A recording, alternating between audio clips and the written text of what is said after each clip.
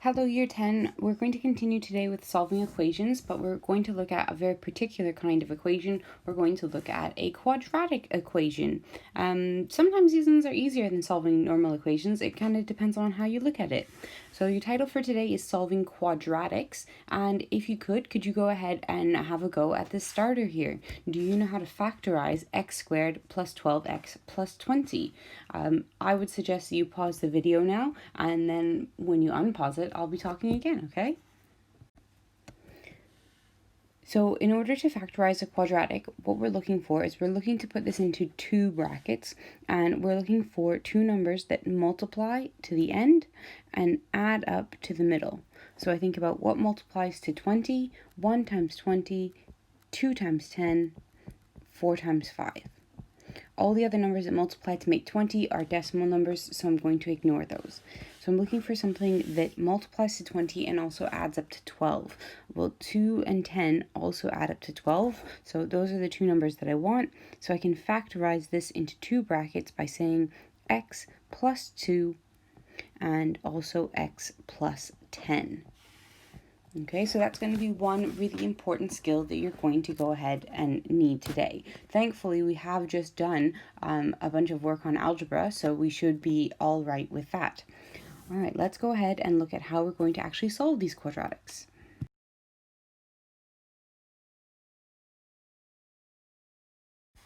So a few things you need to know. When you've got a quadratic, it generally is going to have a squared in it. So like the question that we just saw, we had x squared plus 12x plus 12x plus 20. And that was a quadratic, and we could tell it was a quadratic because it had the squared in it here. Now, I can't actually solve this as it is. When I want to solve a quadratic, I need to make sure that it has an equal sign at the end. Now, almost every question that we look at today and every question that we eventually solve, when we solve quadratics, has to be equal to 0. So we've got to have x squared plus or minus some amount of x plus or minus some other number is equal to 0. And when we have an equal sign, then we can solve it. If we don't have an equal sign, we cannot solve it. Now, when we go ahead and solve quadratics, we're always going to get two answers for our quadratic. There's always going to be two solutions. The other day when we were solving things like 2x plus 1 is equal to 5, there was only one solution. And the reason why is because there's only one particular value of x. But in a quadratic, it says that the x can be squared. So that changes the amount of answers that we can have. Also, if you think back to graphs, when we draw a quadratic, typically a quadratic will look like this. Okay, now how many times does that blue shape, that blue quadratic, cross the x-axis? So the x-axis is this axis down here, and hopefully you can see that it crosses 2 times. Okay, and with having it cross 2 times, there's actually 2 answers that we can have. There's other ways that quadratics can look as well. Quadratics can also look like this and only cross the axes once. That's not the best drawing ever, but you can see that it only crosses here once. Alright, there's also another option. We're not really going to talk about it because it's not really going to bother us today, but we can also have a quadratic that looks like this, where it doesn't cross the axes at all. But like I said, we're not really going to look at that one today. We're not going to look at that one at all. We're going to mostly look at quadratics that have two solutions. Alright, so I'm going to stop talking about all these other things, and I'm going to get you to start doing some questions. Alright, let me show you how to do them. Alright, so solve. Here we go. This doesn't maybe look like a quadratic equation, but these ones are actually really nice because they've already been helpfully factorized for us. So in the first question, it says x plus 5 in brackets and x plus 2 is equal to 0. Well, brackets are just a fancy way of saying that we've multiplied these two things together. So what we've got is we've got something times by something else, and the answer is 0. Well, in order for us to multiply two things together and get the answer to be 0, either this answer has to be 0 or this answer has to be 0. So either the x plus 5 has to be equal to 0 or the x plus 2 has to be equal to 0. So let me go and write that down. So either x plus 5 is equal to 0. That would be like this particular part of the question that we're talking about. Or we could have x plus 2 is equal to 0. So that would be this part of the question. So we can go ahead and solve the blue equation by subtracting 5 from both sides, and we get x is equal to minus 5. And we can solve the red equation by subtracting 2 from both sides, and we get x is equal to minus 2. So both of these answers here are the solutions to this particular quadratic. So we can write them down as x is equal to minus 2, comma, minus 5. All right, so that's your first time solving a quadratic equation. Let's go and look at another one. So for question B, we've got x plus 1 times x minus 4 is equal to 0. So sometimes I like to draw myself little arrows and say this part equals 0, or I like to say this part equals 0. So I can write this down as x plus 1 is 0 and x minus 4 is 0. And when I go ahead and solve those, I get x is equal to minus 1 and x is equal to 4. So there we go, there's our solutions. X is equal to minus 1 and 4. And that's how we solve quadratic equations. Let's go look at some now where they're not already factorized.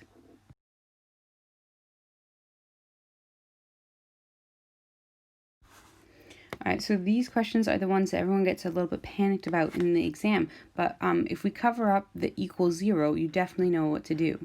So they say solve, and these are quadratic equations, so we need to factorize them first. So we're thinking what multiplies to 6 and adds to 5.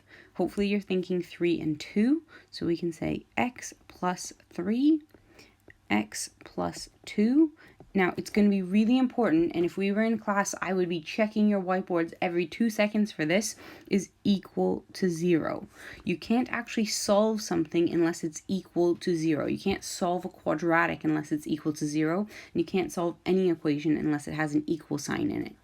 All right, and then from there, you might even be noticing what the answers are already going to be, and you could just be sneaky and say x is minus 3 and x is minus 2.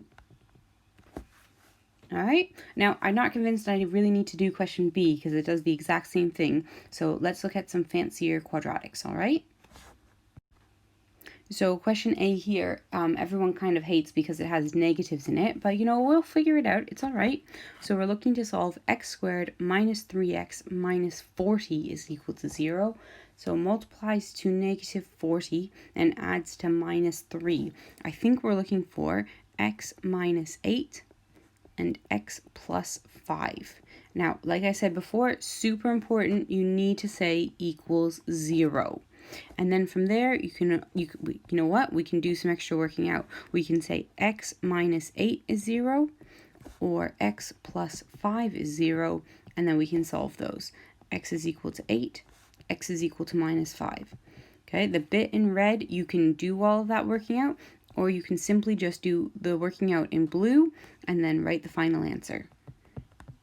Okay, it's completely and totally up to you. Question B, I also really love because I've been going on about how the equation has to be equal to 0 for us to solve it. And this one's not equal to 0. But thankfully we can make it equal to 0. And I can make it equal to 0 by adding 2 to that side and also to this side.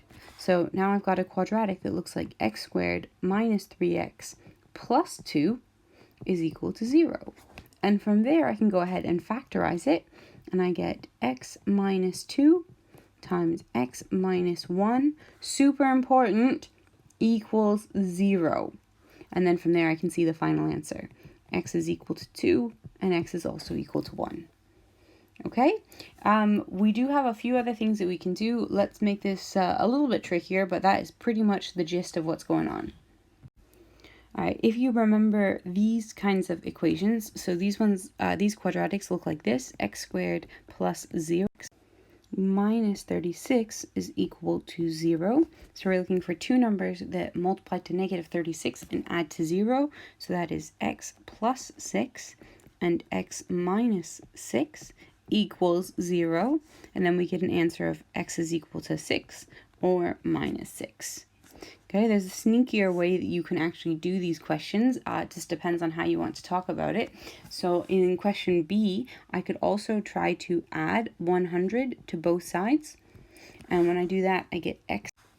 squared is equal to 100. And then I got to think about, how do I get rid of a square root, or a square? I have to square root it. So I can get x is equal to the square root of 100. And then x is equal to plus 10 and minus 10. And the reason why it has two answers is firstly because it's quadratic, and secondly because negative 10 times negative 10 is 100, and same with positive 10 times positive 10 is 100. Two different ways to answer the same question. All right, we're going to look at a problem-solving one. Some of you may not want to listen to it, and that's absolutely fine, but I've got one example less to do. All right, the area of this rectangle is 66 centimeters squared.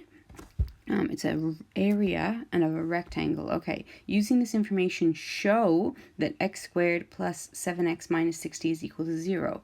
All right, well, if we think about the area of a rectangle, the area is length times width. So I think that's just going to be x plus 1 times by x plus 6. And if we do that, we end up, oh, when they said the area is equal to 66. So we can say equals 66, because the x plus 1 times x plus 6 is the actual area. So we're left with x squared plus 6x plus x plus 6 is equal to 66. So x squared plus 7x plus 6 is equal to 66. And then I can subtract 66 from both sides, and I'm left with x squared plus 7x minus 60 equals 0. That's exactly what we wanted. Okay, so we got that. Now it says solve. Okay, so we need to factorize this quadratic. So multiplies 2 minus 60 and adds up to 7.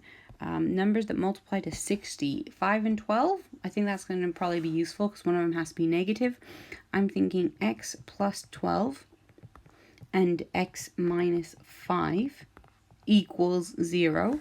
So I can solve this by getting x is equal to negative 12 and x is equal to 5. Now I'm going to be honest with you, I've never seen a rectangle that has a negative side length, so I'm going to get rid of this answer altogether.